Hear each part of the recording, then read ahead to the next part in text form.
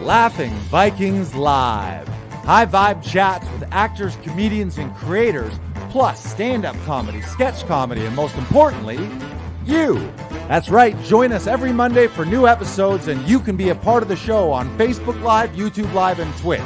Ask questions and interact in the comments, and make sure to share this with your actor, comedian, and creator friends so they can be a part of the show too. Can't make a live show? No problem. You can catch up on your favorite podcast platform and visit laughingvikings.com to find out how you can join the cast and crew. All right, it's time for today's show. Buckle up and make sure you stick around to the end because we have a special surprise for you. All right, ladies and gentlemen, it is Laughing Vikings Live. Happy Monday Fun Day. Let's go.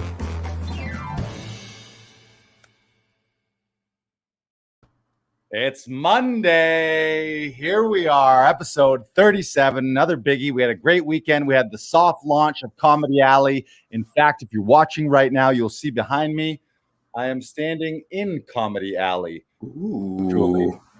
I would be out there right now in real life, but it looks like it might rain. I didn't want to get pouring rain all over my webcam, my laptop, and my mic. So, also didn't want to get electrocuted. How you doing, Brandon?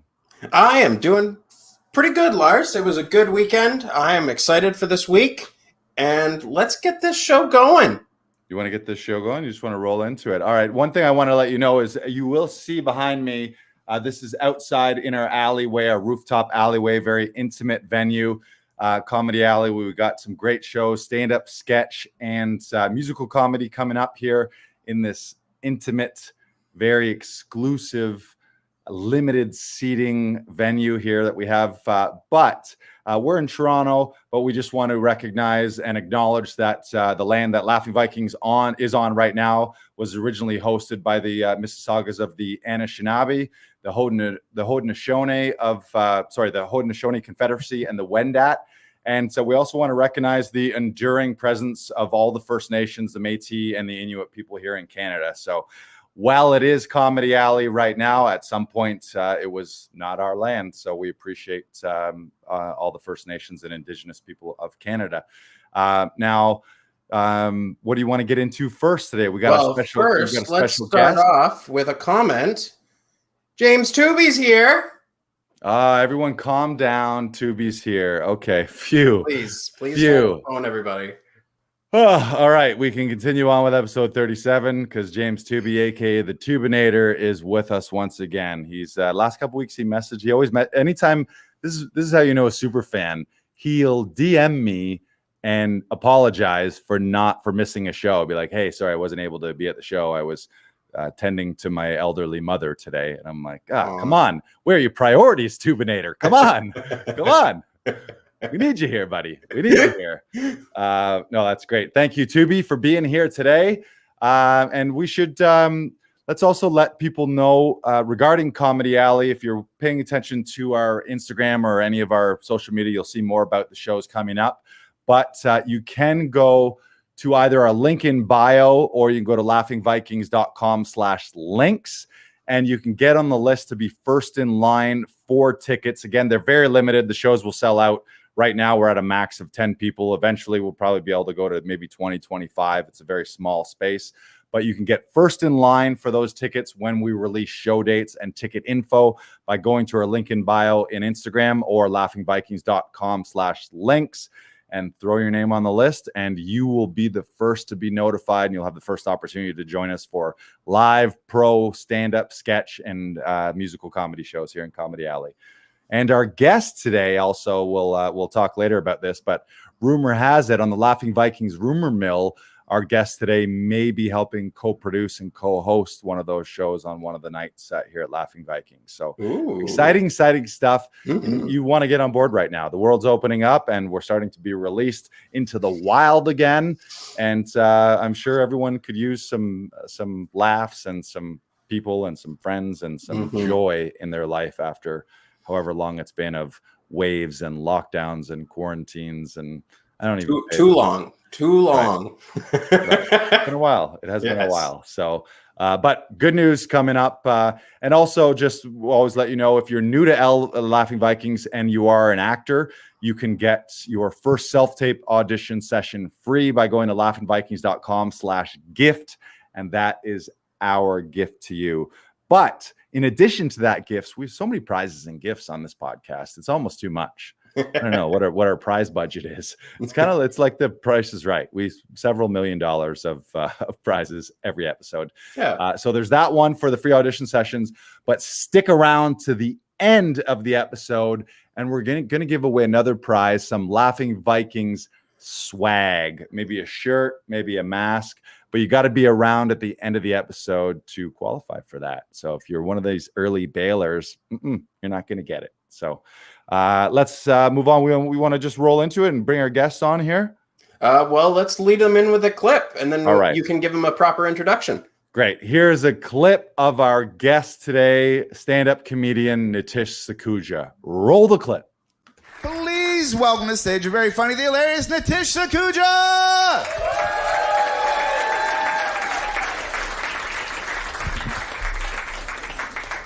What's up, guys? Sick. All right. Fantastic.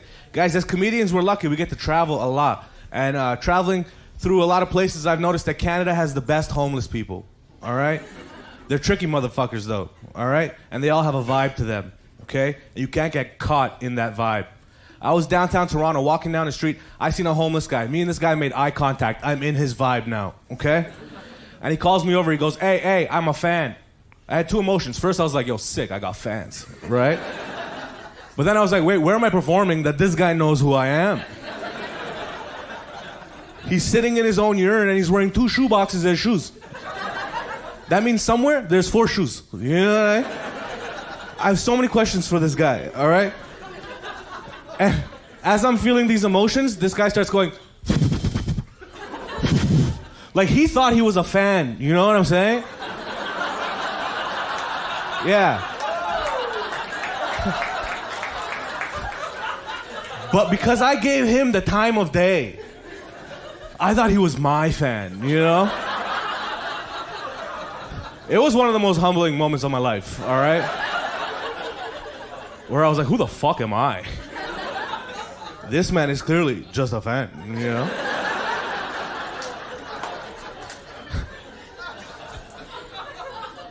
Last time I was in Vancouver, I drove here and I drove from Vancouver back to Toronto by myself in 50 straight hours. Thank you. That's the power of cocaine. All right? Yeah. It'll take you from point A to point B very fast. All right? I did have another guy in the car with me, but he's a degenerate. He doesn't drive. But he has an iPhone 7 Plus. Lots of surface area. Okay? What I'm saying is you can put a lot of cocaine on that. All right? And my hands don't have to leave 10 and 2. You know? He puts a straw to my nose. Teamwork makes the dream work. All right? And I was telling that to one of my friends, and this guy's such a stoner, I could tell like he wasn't listening to my story as I'm telling it to him. And when I finished, he goes, wait, so you ran from Vancouver to Toronto? And I'm like, yo, you think I ran from Vancouver to Toronto? And I thought about it. Yo, with enough cocaine, you could run from Vancouver to Toronto. Yeah, and you wouldn't die in Thunder Bay like Terry Fox, all right? Too soon? Too soon? Listen, if that offended you, check yourself, okay? The only reason you know who Terry Fox is because you went to school here and they forced that shit on us, all right?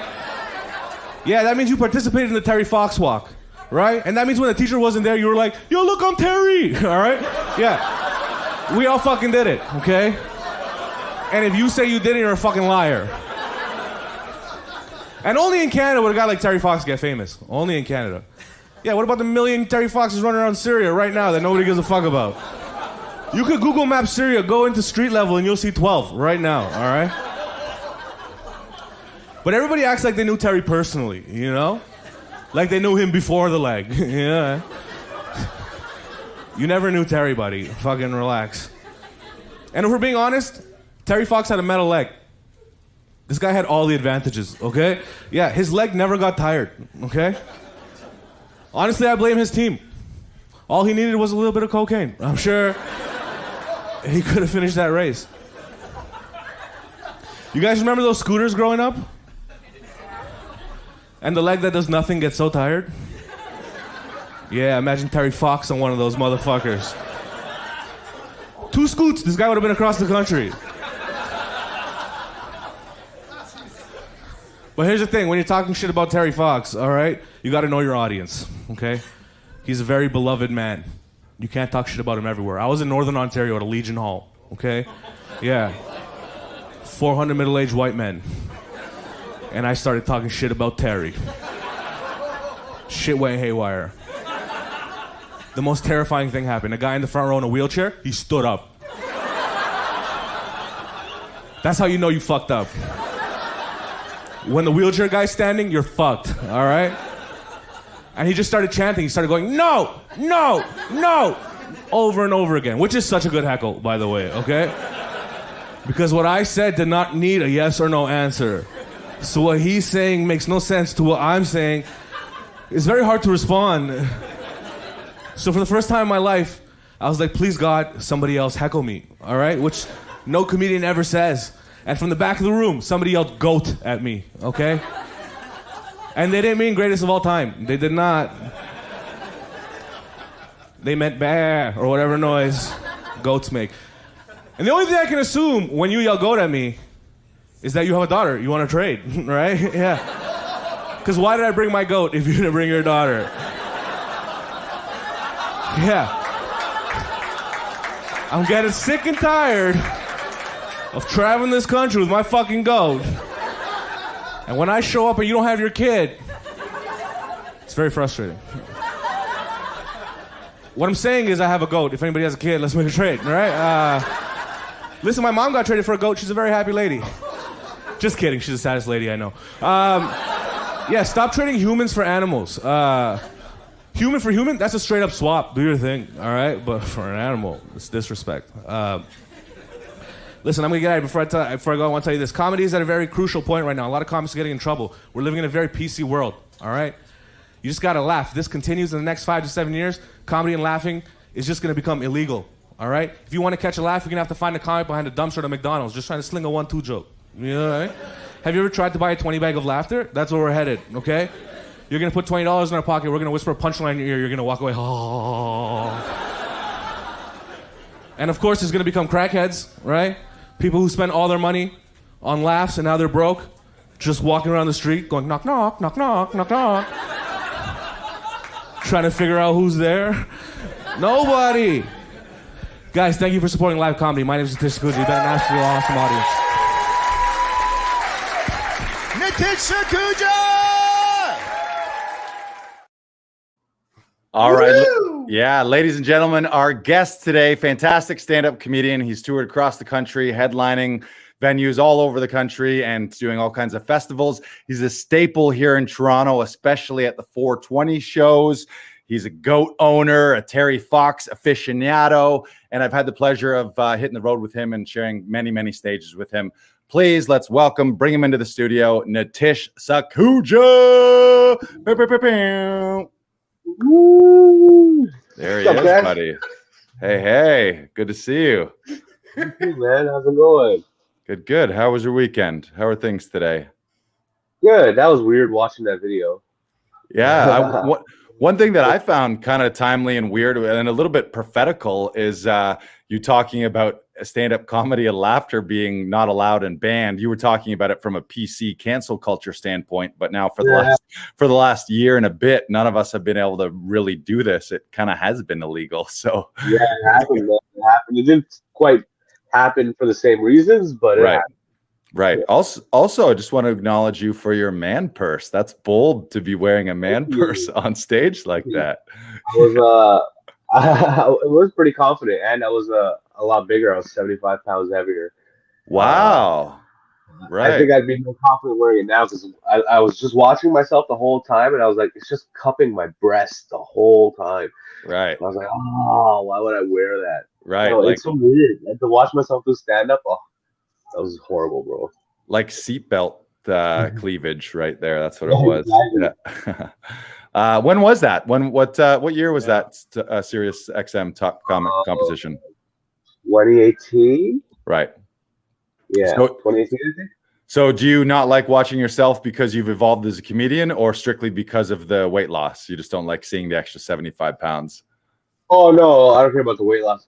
It's all about the comedy. I've Right, tagged all those jokes up so much more since I've done that. right, Uh, right. and it doesn't feel like that it was good,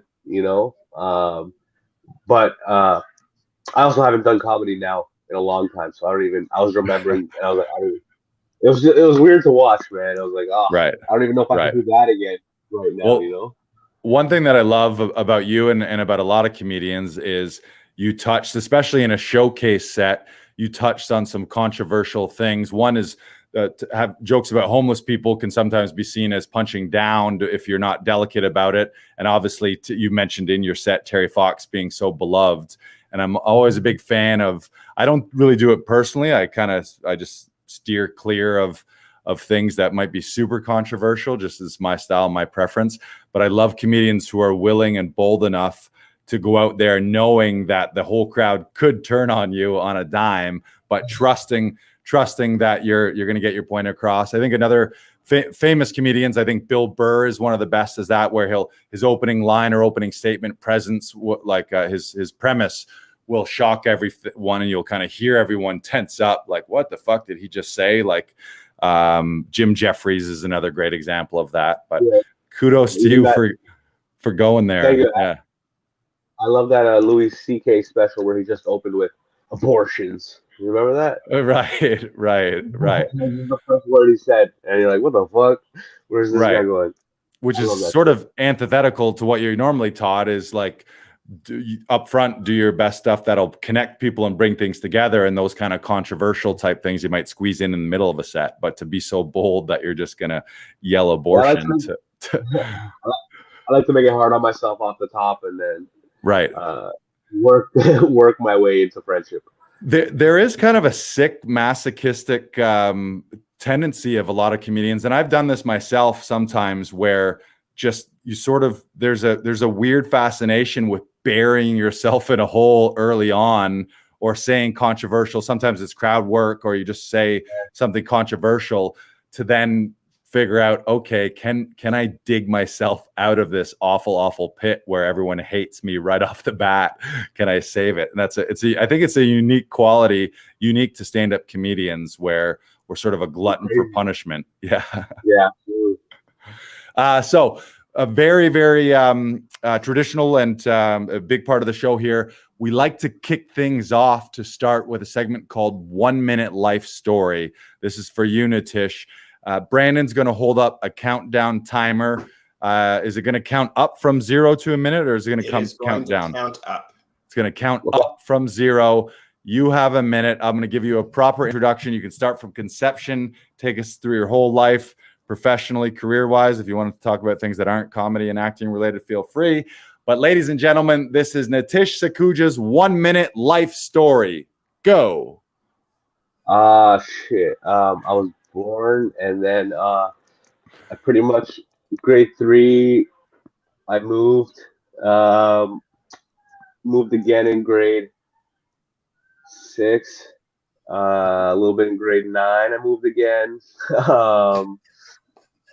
Fuck, this is hard, man. I went to high school, I did it, I completed it. I went to university, dropped out, fucking got a job at a bank. Went back to school for television broadcasting, and then I started comedy. And then 10 years later, here I am. Pretty high. It's been a fun trip. And today is June 14th, and I have 8 seconds to spare. Fill it. He concedes his time. It's like in a debate where he says, I concede the rest of my time to my opponent. I don't need it. I got all the way up to where I am exactly right now in 52 seconds. That works. Well done. Yeah, it's like it's the 1 minute-ish life story there. Yeah. That was tough. Where I was like, if I tried to tell you my life story, I couldn't do it in a minute. So the best way to do it is just to yada yada yada. That's the challenge. Where were you born? You mentioned you moved several times, but I don't think you told us where you were originally born. Oh, I was born in Toronto. I just moved a lot. Oh, just in house Toronto. in and around Toronto. Yeah, gotcha. Yeah. And a couple times. You said you went to school, dropped out, and then went back to school for TV broadcasting. What was the first thing that you went to school for that you quit? Math and business at Waterloo, Laurier.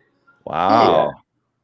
Was that parents' thing telling you to like straighten up and fly right and go get a good business job, or what was that? Not really. That was a little bit of overachieving. I don't know. Thought I wanted to do it, and then like they told me I was good at math, but I grew up in Rexdale, and then I went to Waterloo, and then I found out I'm good at Rexdale math. Right. Right. Which is what? Calculating dime bags and 20 bags and half quarters. Yeah, exactly. Well, you and Lars also have a connection that you both worked at a bank before you started comedy. Yeah. Actually, technically mine wasn't a bank, but it was definitely financial services. It was financial services and in like investments, life insurance, that kind of stuff. Were you a teller, Nitish? No, I worked in the dispute department for CIBC credit cards. What does that mean? So if you had a charge on your card that you didn't see and you wanted to dispute a charge, you'd call me, and I'll be like, "Nah, you did it." I feel like you'd be so easygoing. You'd be like, "Yeah, no worries, bro. I got that." It was one of those days. You know what? It was like if I was really in the mood, I'd help someone as much as I can. But if I wasn't, like, I'm gonna wrap this call as fast as I can. Mm-hmm. Right. Send it to another department. Let that guy ride the department wave for a couple hours. I find that's with a lot of customer service jobs where it's just like, if you're a decent human being, then I will help you any way I can. If you are a garbage person, then fuck you. Exactly. And it all depends. You just got to catch us on a good lunch. You know what I mean? I was just gonna say, your favorite sandwich. Or call you right after lunch when you've had a little smoke break and you're in your happy place. Yeah. You know what? I'm going to wipe that fraudulent charge. And while I'm here, I'm just going to clear the whole balance. You're back to zero, buddy. Congratulations. Oh man, I wish that's possible. Any weird calls or outrageous people? Anyone scream and berate you? Not the one weird call was not weird, but like Eugene Levy called one time. Wow. Yeah. What was his credit? How's his what credit? was he trying to dispute? I don't know. I don't remember exactly what it was, but he had like a $100,000 credit limit. Pretty sick. Nice. It was like Eugene Levy, you know. They're like, I just wanted to ask him about American Pie. You can't, right? Like, how may I help you today, sir? Trying to act like you don't know who he is. You kept it profesh? Yeah, I guess so. Nice. I don't know how professional I was, but I mean, I kept it to what I thought was professional.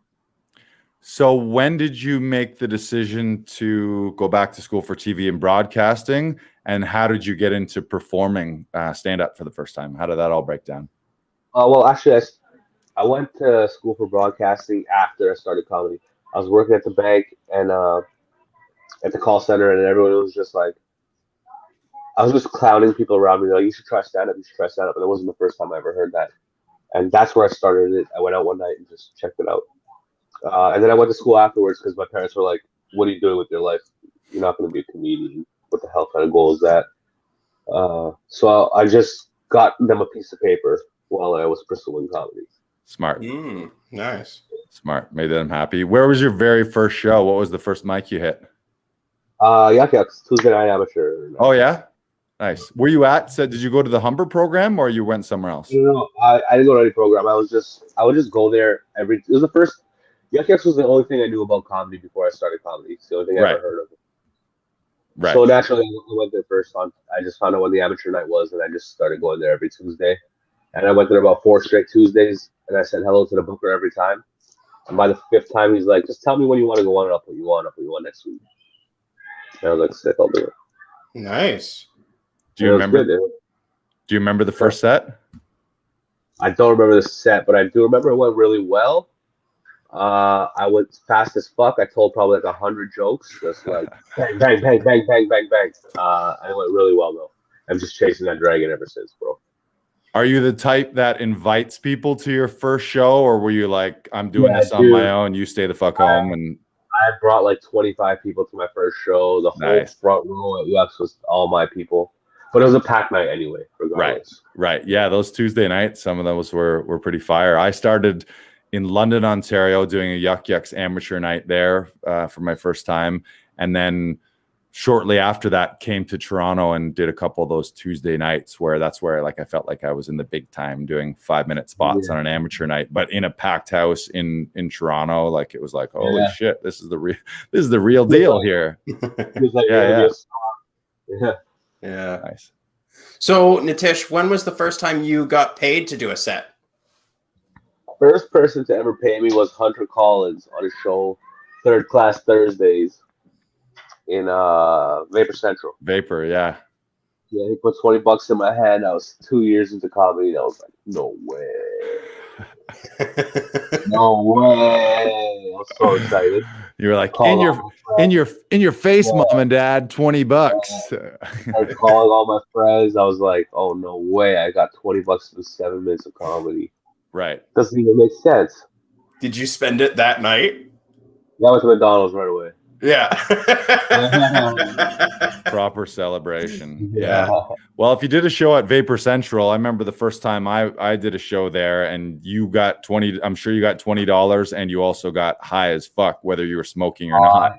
Because you'd go, I remember my first time in there, and I walked in. I'd never been to a vape lounge before. So it was like Narnia to me. I walked in and I was like, what is this glorious place? All these eclectic, oddball types and all these crazy contraptions like blow torches and elaborate bongs and vaporizers and things that I'd never, every time I went in there, and I was usually going to Mike Rita's shows, and I had no, like, I realized my level of like weed paraphernalia and weed knowledge was like down here. And it was like, I'm watching like scientists and rocket scientists figure out how to smoke weed with these contraptions that I've never seen before. It was amazing. Is that place closed down? Does it exist anymore? Sorry, is that the place at Bloor? Yeah. Yeah, just south of Bloor and like Young. Bloor and Wellesley? Yeah. Oh, okay. Yeah, they had like the weird condom thing, right? Or you blow up the balloon and then you smoke that out of that, right? Yeah. I always found that one weird. They're all weird, man. The dabs and everything. Dabs, yeah. I remember the first time I ever tried to dab at Vape on the Lake one time. That was the first time. I don't know, maybe it was you that gave it to me. It might have been. And that was like, it's like crack of weed, you know? It's so concentrated. It's a little too concentrated. Yeah. So $20. Me too. That was my first time I ever got paid. It was a $20 bill, and same thing. I was like, this can't be real. Like this is too easy. I say dick jokes and you give me money. That doesn't make any sense. 7 minutes of comedy is $20. Imagine how much I can make in 1 hour. That's what went through my head. Right. Mm-hmm. Yeah, crazy. Yeah, when you break it down per minute, it's pretty good. The challenge is how many minutes are you on stage every week where you're like There's a dollar value on every minute, right? Right. Yeah. Right. What's the most you've performed during a week? Before the pandemic, I was doing like 15, 20 sets a week. Nice. Yeah, I was out there. Yeah, you're a grinder. You've always been since you first started. You were all over the city, doing shows all over the place. Yeah. It's back to me, man. Yeah. I need that. Yeah. Would it be like one venue, 3 different sets, or would it be like you went to 3 different spots? Sometimes it was one venue, 3 sets. Sometimes I was running around the city. It all depends. But I was at the Corner Comedy Club a lot. Right. And I would get like 3 sets a night usually. Who was it? Was it Dom Perret that a few years ago, maybe 5-6 years ago, went out to like break a record for shows in a week and did like 80 shows or something like that? He was doing like 10 or 12, just lined them up. There's a lot of people don't realize there's all the comedy clubs, but then there's at pre-COVID, there was any given night, there's probably a couple dozen stand-up shows, ranging from open mics to booked professional shows. But if you play your cards right and bounce around and you're able to time it right and you have good relationships with the bookers, that's what you do. You'd go do 5 or 7 minutes here, then you go to the next one, then you go to the next one. Maybe you come back for a late show at one of the early ones. It's great. It's weird. But it's stand-up and stand-up comedians are a little bit weird because there's that masochistic part of us, and then it is a weird addiction. It's kind of an addiction almost. Like you just get hooked on it, and then you just kind of can't stop.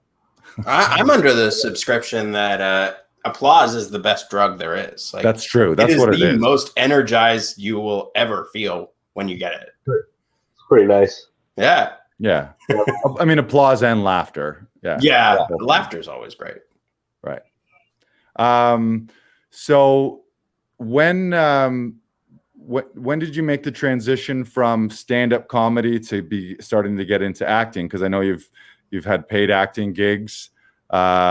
Specifically, you had that big print campaign. I remember early on when I met you, you were all over billboards. You want to share that with us?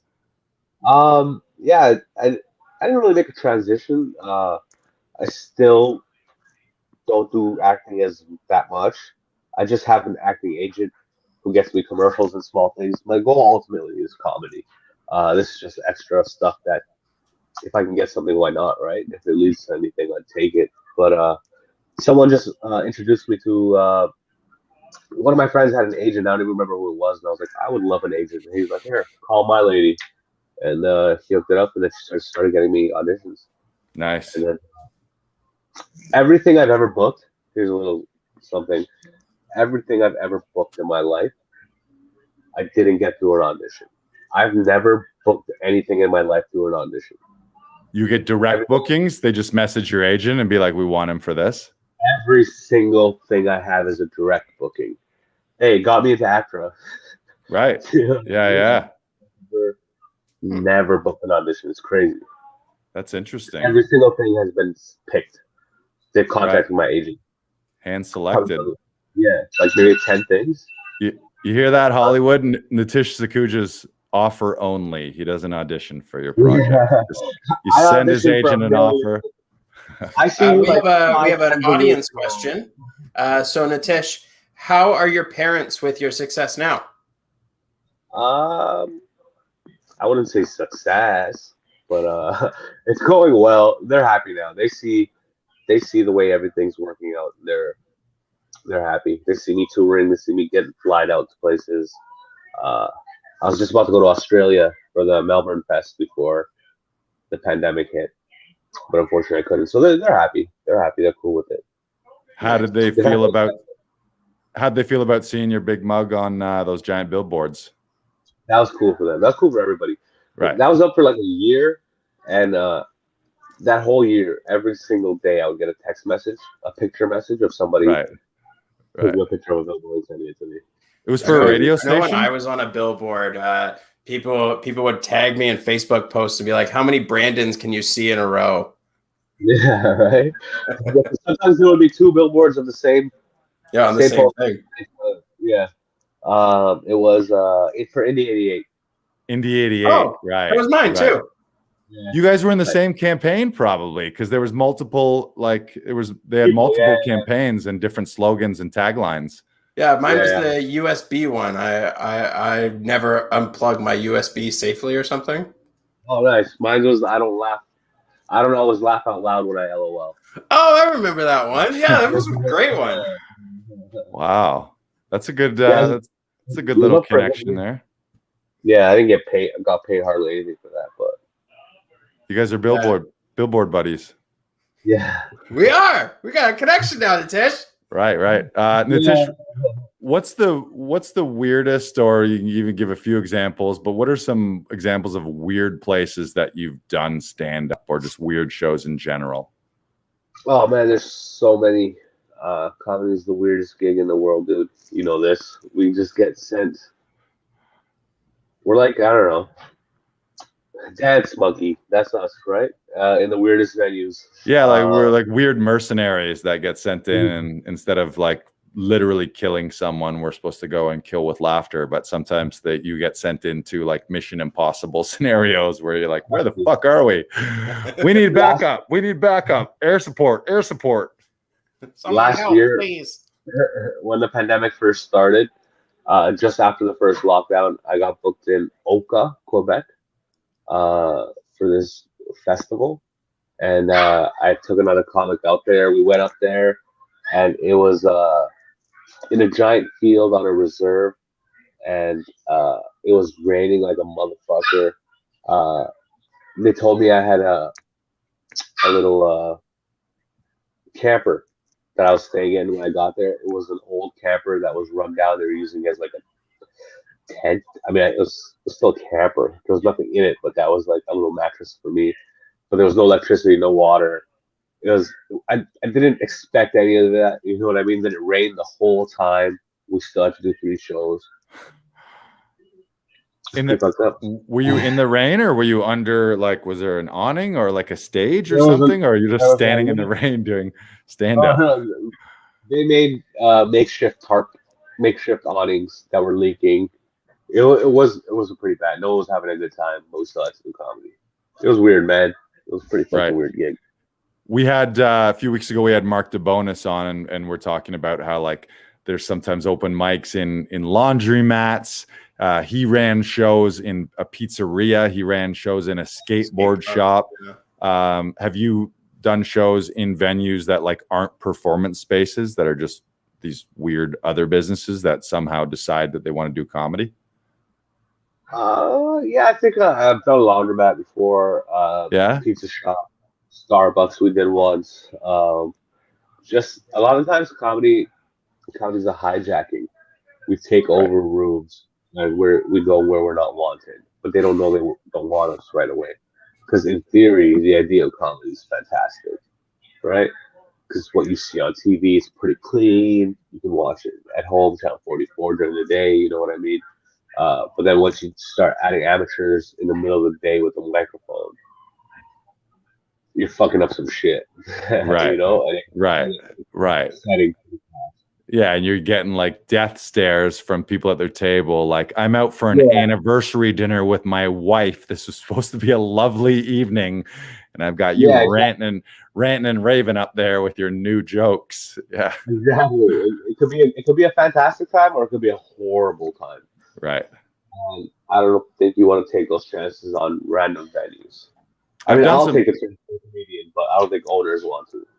I've done shows on the road where we show up to the venue, and the person who took me, actually this one in general was Jeff Leeson. I've done tons of shows with him, and he was amazing to me early on. And we did one in particular where it was a small town somewhere, like a bar restaurant had booked comedy night to try it out. And we arrive, and we walk up to the door, and we're like, "Hey, we're the comedians to do the show tonight." And the guy's like, "Oh, is that tonight? There's not a poster in the venue. Nobody knows about it. Like, no promo, no nothing. Of course, like pool tables that are active, sports on the big screens, like just the kind of the worst. But we got paid, and we were there. And it's always if you're on the road, it almost doesn't matter how weird and messed up the venue is, because it's still fun, because it's a road trip, right? Like assuming that it definitely helps when you're with someone that you like, and like when usually you're traveling on the road with buddy comedians that you're friends with. Different, I guess, if you're lone wolf in it, and then you show up and you're just somewhere alone, that sucks by yourself. But yeah, but that's the game, right? Right. Now, you have been a regular here around Laughing Vikings. We've helped you with a ton of auditions. We're still going to get you that first one. You said that you haven't booked one of those yet, but we'll get you one of them. I think Brandon has a little clip here. We put together I think it's a little blooper reel about you learning to catch a Frisbee that we've got right here for you. Yeah, I think we do. Where is that? I think it's right from the Laughing.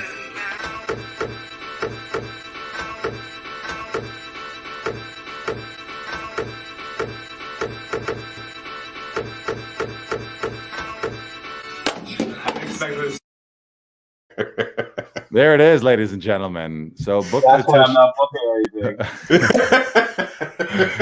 Yeah, have you learned to catch a frisbee now, Nitish? So hard, dude. It just bounces off my palm.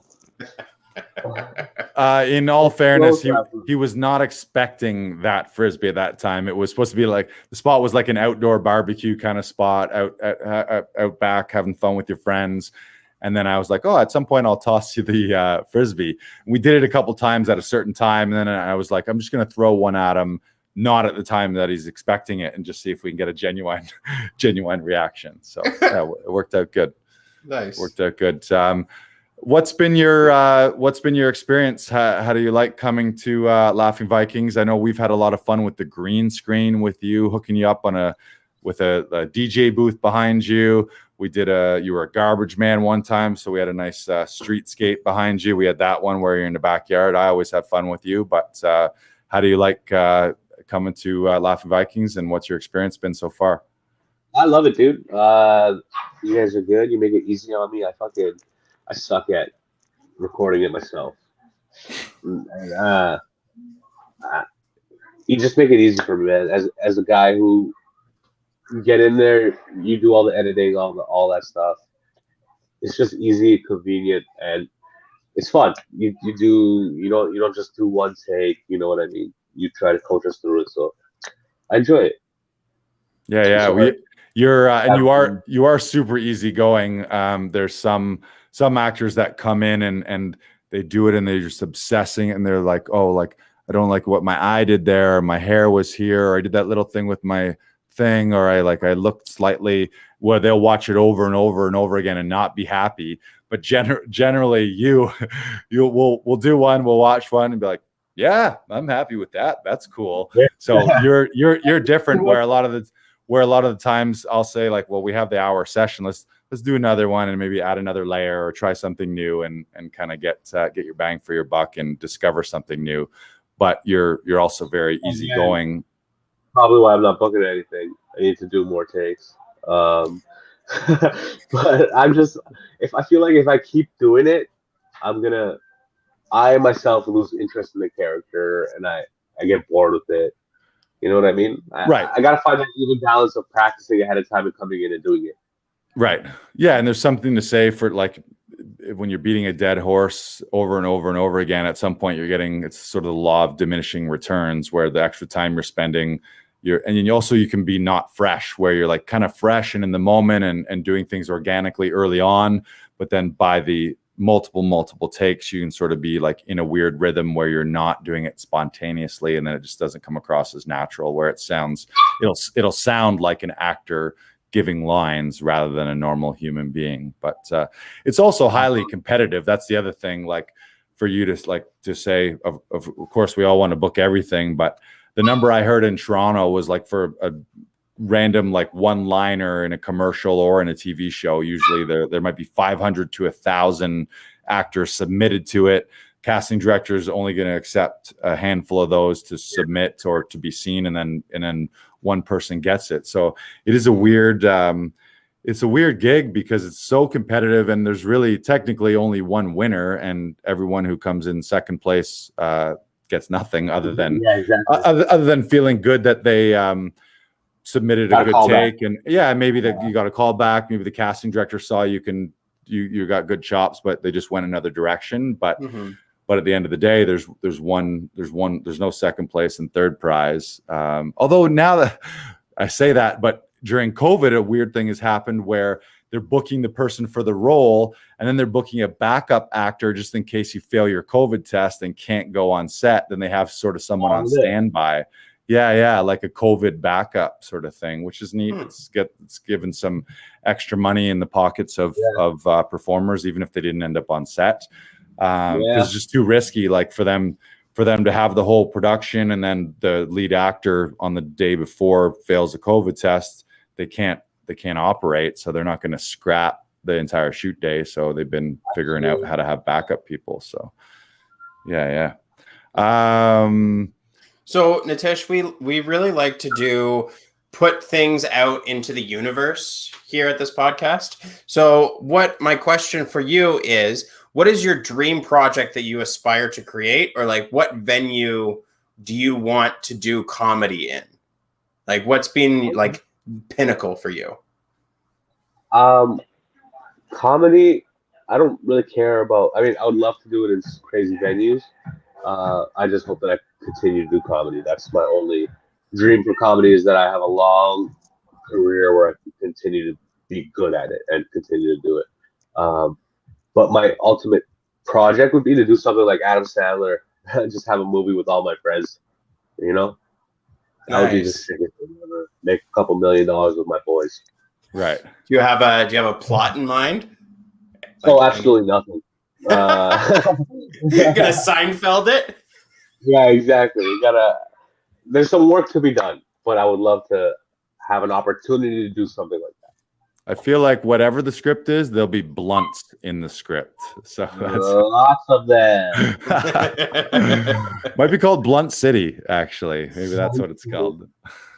Let's be blunt. Nice. Well, I love that answer too, and there is something to say for wanting to do things for the love of the game, not so much for wanting it to be the big break project or the ultimate Hollywood thing. It's like for a lot of people, acting and stand up and whatever art, if it's musician or artist, it's just a privilege to get to do it every day and not have to go slog a job where you're digging ditches or roofing or working as a credit card call center person.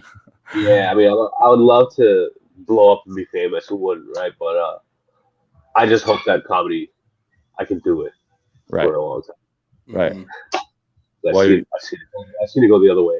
You're killing it so far. And did I see online, are you heading out west this week as well? You got another road trip planned? I'm heading to Vancouver from the 17th to 20th. We got a bunch of shows out there. Nice. So I'm very excited about that. Now, in your SiriusXM stand-up clip, you talked about driving 50 hours straight. Are you going to drive 50 hours straight to get there, or are you flying? That was at a point in my career where I had to drive 50 hours straight. Right. Right. I don't think I'll do that anymore. Unless I really had to, I'm going to fly. Take it easy. Nice. Attaboy.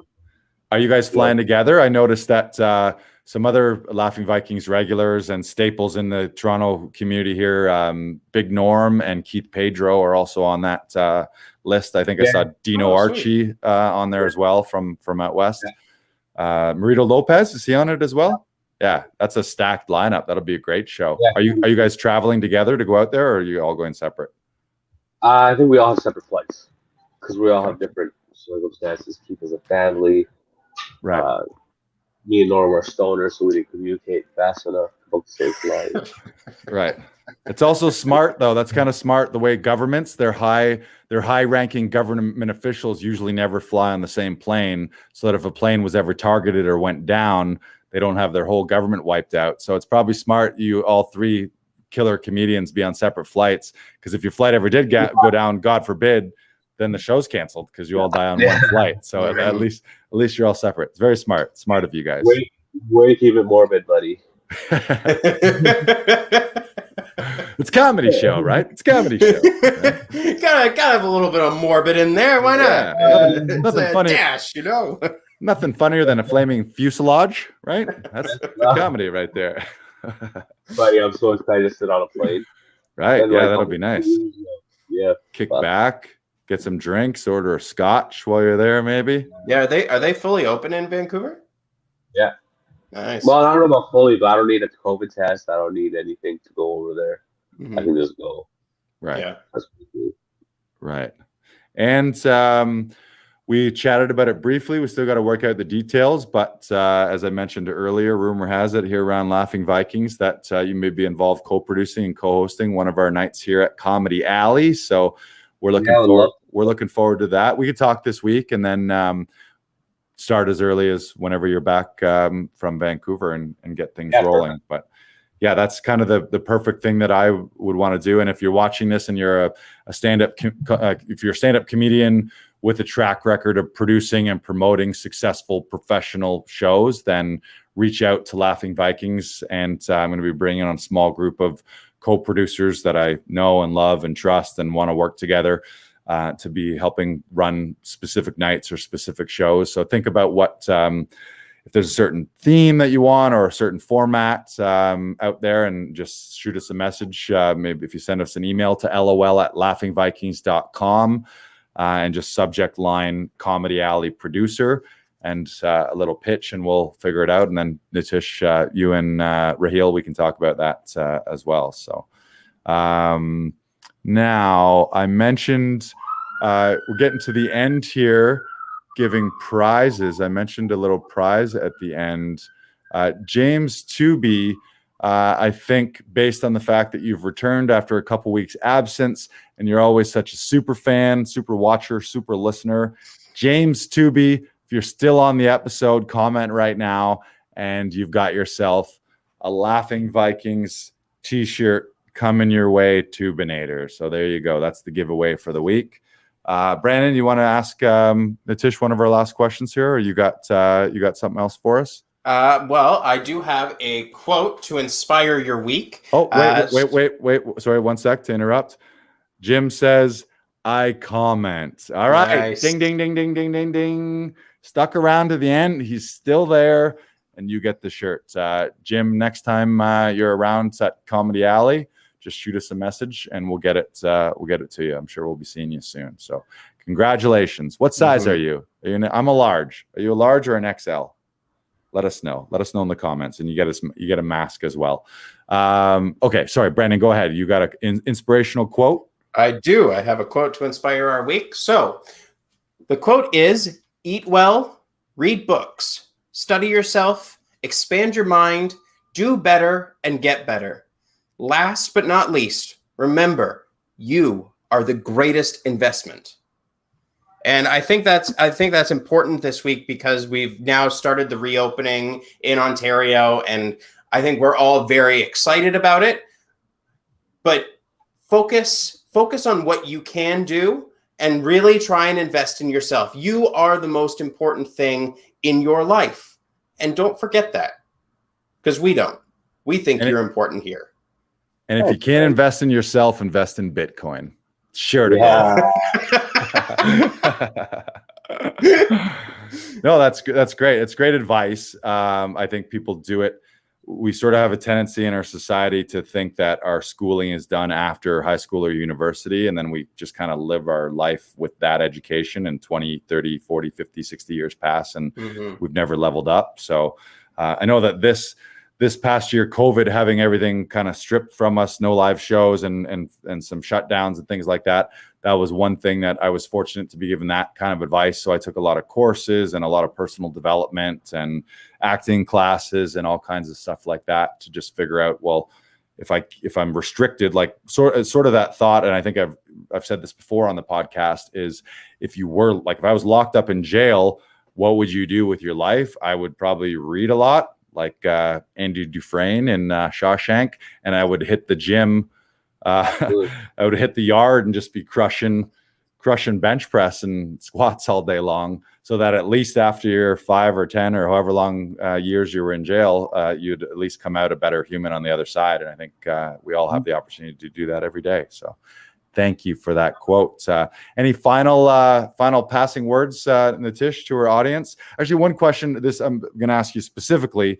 Can you give some advice? And this could be maybe I know that you do spend more time in the stand-up world, so give the advice to stand-up comedians. But to someone who's either aspiring to get into it and start, or maybe someone who is at some level in the middle and maybe feeling a little stuck, what kind of advice would you give to someone aspiring to up-level their stand-up comedy game? Just get on as many stages as you can. That's ultimately everything that matters. You can write all day for years and years and years, but if you don't ever learn how to say what you're writing, it doesn't matter. So get on stage as much as you can. Same thing with acting. I'm pretty sure it's just act as much as you can, right? Whether it's legit or your own thing, just act. Whatever you want to do, just do it as much as you can. That's how you get better. Don't think about it, just do it. Less talk, more action. Yeah, baby. I love it.